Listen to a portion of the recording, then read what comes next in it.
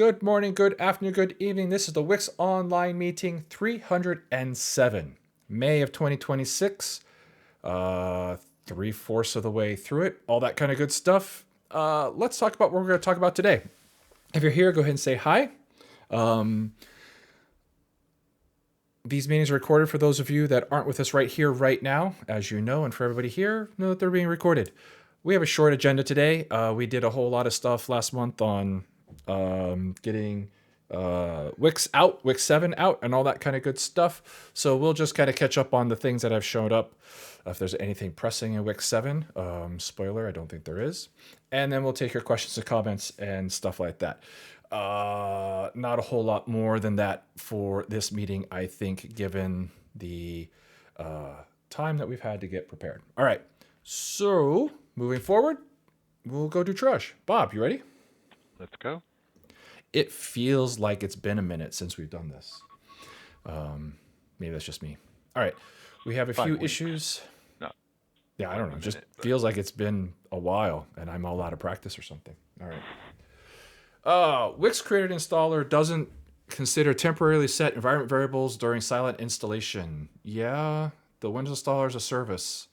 So Yeah, it's interesting. I mean, it's you might expect it to work, but the mechanics of a yeah, server only install is like, yeah, I guess I can see that that not kicking in. Oh, so if they run silent mode, then yeah, they end up in this closer processes. And if they run not in silent mode, they end up in the UI process, and that doesn't necessarily pass everything over to the other side. Yeah. Anyway, I don't disagree with the idea that it would be nice if this worked, but you need MSI to change. This is not something we can fix. Yep. So cool. I guess that'll have to go external. Wow, someone put all of their text in the title. Thanks. All right. Gosh, this is really big. Strings are truncated on progress dialog. Tried to override the default. The issue is fixed. But when I do that, then the default progress dialog for WiX is coming up like a splash screen. Okay. Yeah. So the first sentence is the bug. Okay. Which, Really? Does it really truncate? Well, Or does it go by too the first fast and I sentence don't notice? is the bug report. Yes. I think what's happening, I mean, you can tell from the screenshot that they're at some level of high DPI or magnification. Oh, I see. But I will agree that the number should be right enough to scale, and it's an easy fix. This is in the internal UI, right? This is internal UI. Yep. Oh, okay, cool. All right. So this can go up for grabs unless you want it, and we can go from there. Yeah, I think it's going to go up. Although grabs. it's not going to get fixed in WiX 502, so they really should upgrade because that is completely out of service. Yep. And was well after that. Anyway, okay, so yeah, DPI makes things fun. Have to keep adjusting until you finally find the right spot.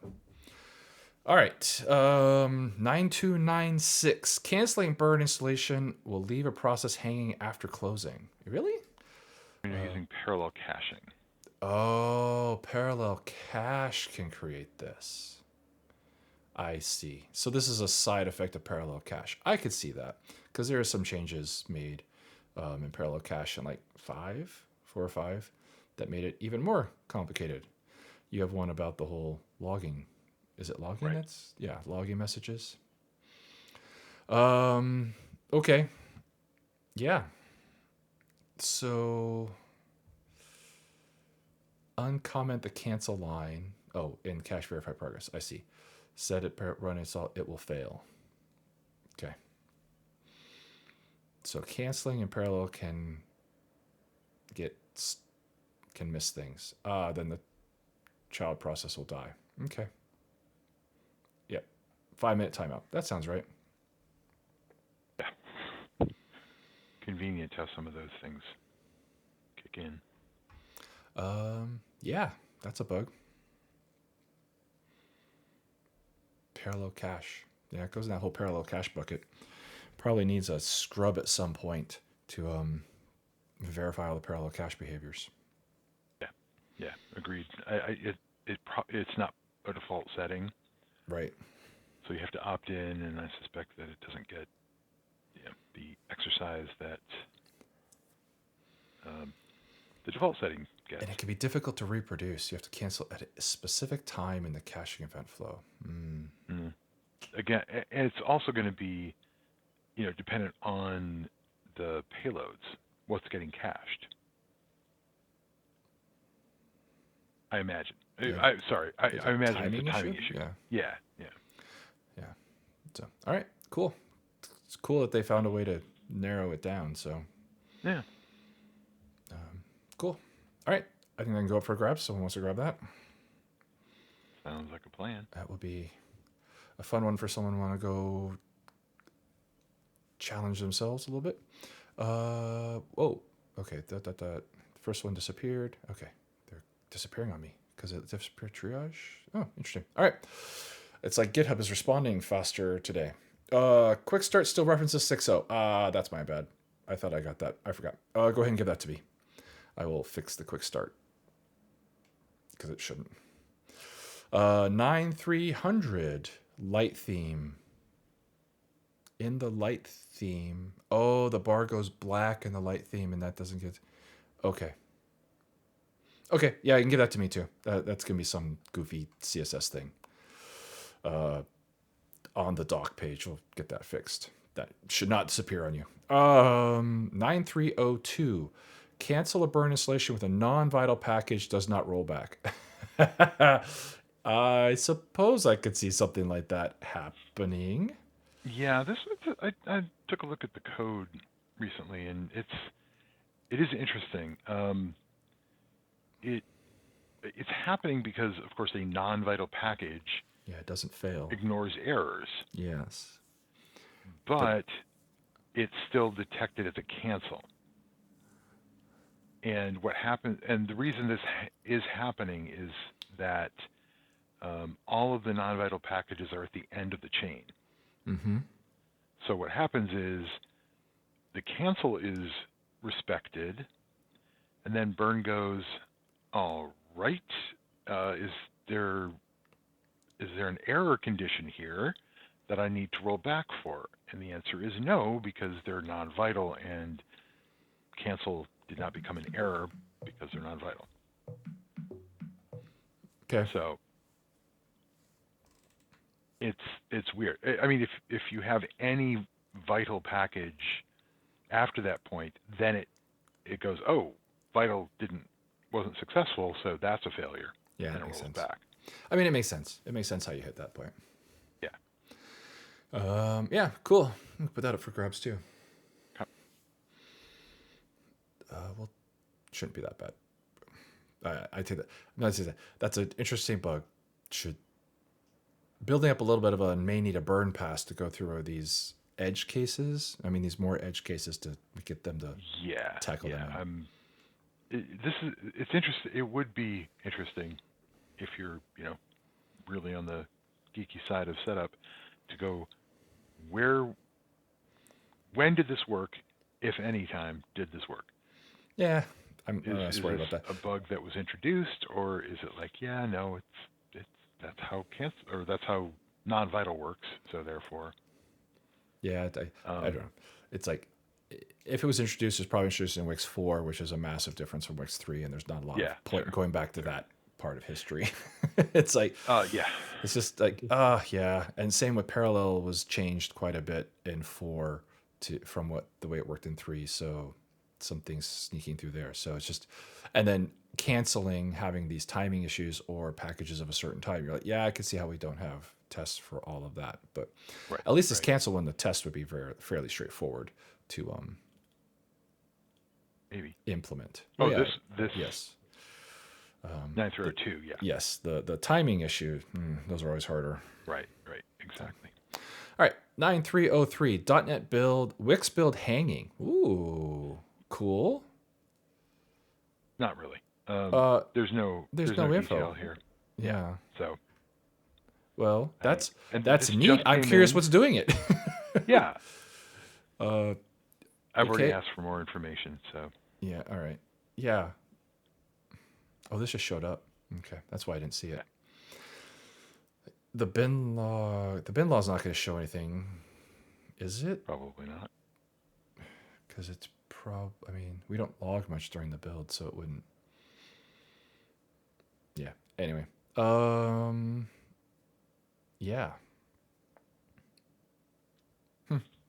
Interesting. I wonder how they made it do that. How did you make it hang? It's very interesting. Like that's actually a bug I'd be interested in fixing. Like, but all right. Well, hopefully they give us some way of how they made it do that. I've never seen it hang, so that would be kind of cool. All right, that's cool. I guess we leave that for triage. Hopefully they come back Yeah. and we get another shot at it. All right. So I didn't notice that one, but none of these are unique to WiX 7, which is a huge, huge win for WiX 7, I guess, that we haven't had anybody saying, this is completely not working. So I don't know. That feels pretty good. I'm liking that. I'm liking that a lot. All right. Going back. Questions, comments, things people want to ask that are hanging out with us here now. Next meeting will be in a month, not in 5 weeks like this was, because we did an early thing in April, right after WiX 7 released, and then I was on vacation and all kinds of things like that. And I'm still feeling like I'm catching up, just behind on everything, feels like. So we'll get more caught up here and into WiX 8. I do have the PR out, and I saw that you reviewed it already, Bob. So that will get the WiX 8 build all set up and ready to go. There are a couple PRs that people sent, so we'll get through those and take a look at what those came in. So it's like kind of had a month off after releasing WiX 7, did a bunch of things, and now we're kind of getting back into more of the swing of things. I really feel like I'm out of sync with this meeting. I've totally forgotten all the things I'm supposed to say and do, except I remember I have to like fill space here to make sure there's time for people to type if they want to ask questions and things such as that, so that they can I can help with catch that up. because I have a question. Oh, you have a question. Yeah. Excellent. What's the question? It occurred to me at one point over the past 5 weeks that I should open an issue, and I remembered that only when I was not near a keyboard. For WiX 8, that was the prompt. Are we in a position where we can use only Visual Studio 2026? Oh. This really is not going to be a problem, except possibly for the native libraries. So far, I believe that the policy of binary compatibility is ongoing. So, like for WiX 7, we use VS 2022 targeting, was it the V143 tool set? Mm-hmm. And that gave us decent compatibility. I know we have an issue that the GitHub Actions images do not have that particular tool set installed, even though Visual Studio supports it. Are we in a position to just use the latest tool set and cross our fingers on binary compatibility? Yeah. Well, we're definitely moving to .NET 10, Right, and if I right. remember correctly, that forces us on to the 2026 builds. Pretty sure. Yeah.